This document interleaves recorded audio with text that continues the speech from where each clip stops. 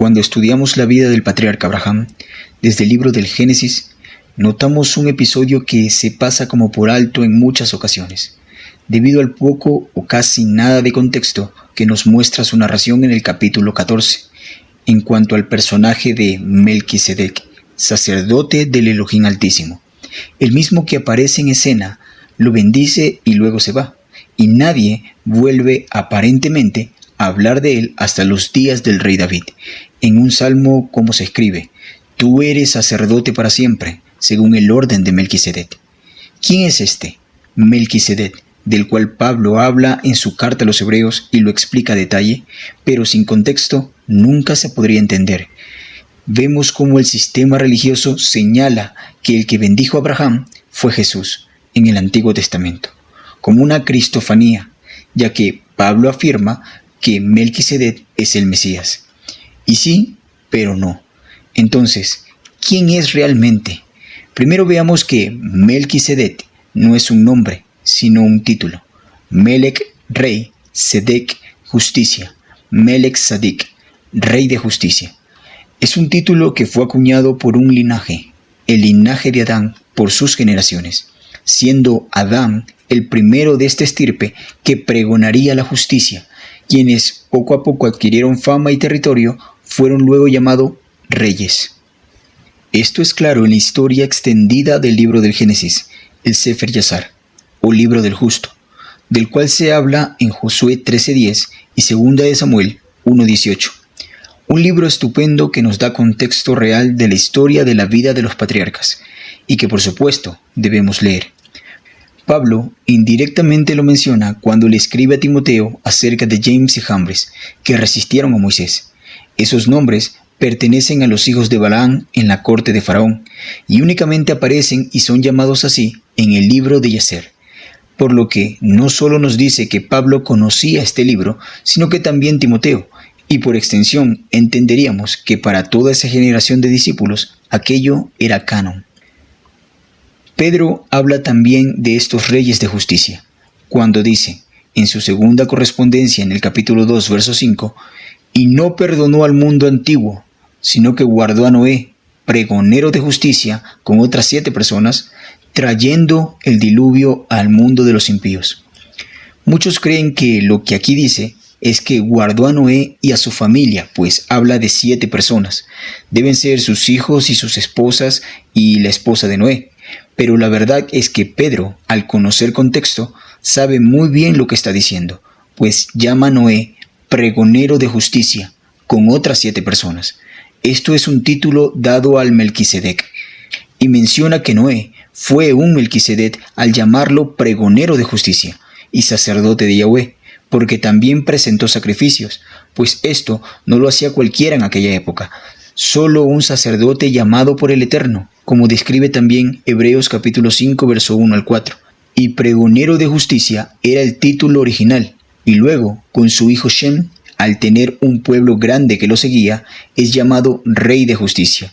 Y este gobernó en la ciudad de Shalem, ciudad de paz, y en un sentido espiritual también fue rey de Shalem, rey de paz.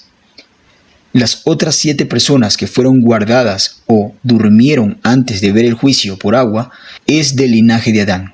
Y estos son: el primero, Adán; el segundo, Set, su hijo; el tercero, Enosh, su hijo; el cuarto, Cainán, su hijo; el quinto, Mahalalel, su hijo; el sexto, Yared, su hijo. Y ahora aquí en el sexto, Yared no entrega este puesto a Enot, su hijo, debido a que, a pesar de que éste fue profeta y siervo del Eterno, fue traspuesto antes de que su padre muriera, y este título es vitalicio, dura por toda la vida, por lo que cuando Yared muere, es entregado a su nieto, Matusalén, el hijo de Enot, como el séptimo. Y recordemos que el número 7 significa ciclo o periodo, y con esto se cierra un ciclo, un tiempo, pues su padre, Enoc, lo llamó a él Matusalén, pues siendo profeta le dijo: cuando él muera vendrá, que es lo que significa el nombre Matusalén. Y en la semana que muere Matusalén, inicia el diluvio, dejando a su nieto Noé como custodio de este linaje y el puesto de ser pregonero de justicia, pues Lamed su padre muere antes que Matusalén. Noé es el octavo, que significa un nuevo comenzar. Y es por esto que Pedro escribe que guardó a Noé, pregonero de justicia. No está haciendo de él un comentario positivo, sino que hace mención de un título y dice, con otras 7 personas. Es decir, él fue pregonero de justicia junto con otras 7 personas. Ahora, este linaje continúa y el Sefer Yazar nos ayuda a entender cómo fue. Al morir Noé, quien queda encargado es su hijo Shem, el noveno. Shem es quien bendice a Abraham y es llamado Melquisedec en Génesis 14, sacerdote del Elohim Altísimo. Shem es el maestro de Abraham, pues él lo crió y le enseñó los caminos de la Torá. Y al orar por él en su encuentro, dejó en sus hombros este honor de ser pregonero de justicia o Melquisedec. Abraham es el 10º. Naturalmente lo inviste a su hijo Isaac, el 11º, y éste traspasa este honor a Jacob, y no en el día en que fue engañado en su tienda por su hijo menor al hacerse pasar por el mayor, pues esto solo fue una bendición de primogenitura normal en cada familia. Este le otorgó el título a Jacob para que tome su lugar cuando él ya no esté, el mismo día que Jacob parte para Padán Aram, y lo vuelve a bendecir en el capítulo 28 del Génesis. Ahora, Jacob es el 12º, número 12, característico de Israel, el que triunfa con el Eterno.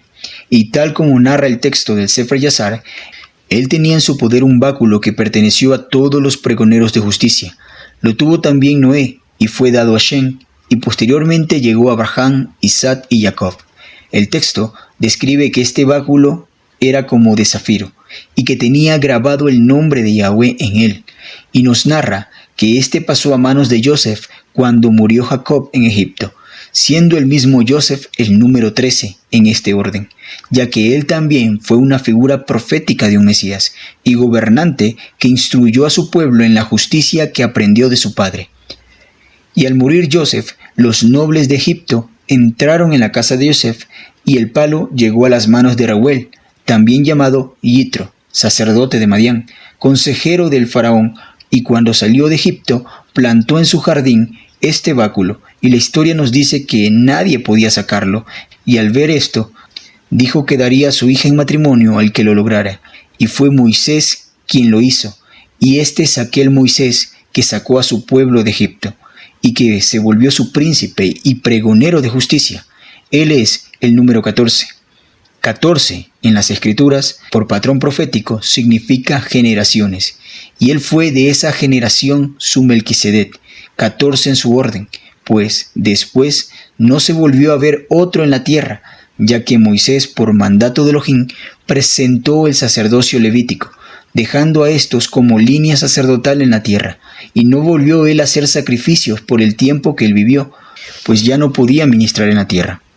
Ahora, en Hebreos 8, del 1 al 5, se nos dice que Yeshua es un sacerdote en el orden de Melquisedec, como lo anunció el Salmo 110, y que éste ministra en el santuario celestial, el que se le dijo a Moisés, haz conforme al modelo que se te mostró, y allí ministra Yeshua, pues no puede hacerlo en la tierra. Dice que si estuviese aquí en la tierra, ni siquiera sería sacerdote, pues están los levitas ministrando por ley. Yeshua es el último de los 15, pregonero de justicia, Melech Tzadik, y este número 15 significa último en orden, ya que este título solo se pierde con la muerte, y nuestro soberano no puede morir nunca más, y fue ungido como rey y sacerdote en Hermón, y en su ascensión inició su ministración como sacerdote. Cuando él se transfigura frente a 3 testigos y 2 figuras lo ungieron, es allí donde se cumple el salmo que dice, es como el buen óleo, aceite, sobre la cabeza, para unción, el cual desciende sobre la barba de Aarón, sacerdote, y baja hasta el borde de sus vestiduras como el rocío de Hermón, Yeshua en su transfiguración, que desciende sobre los montes de Sión, allí envía Yahweh bendición y vida eterna. Hermón es un monte que en las Escrituras se narra que adoraban entidades allí, pues las veían descender.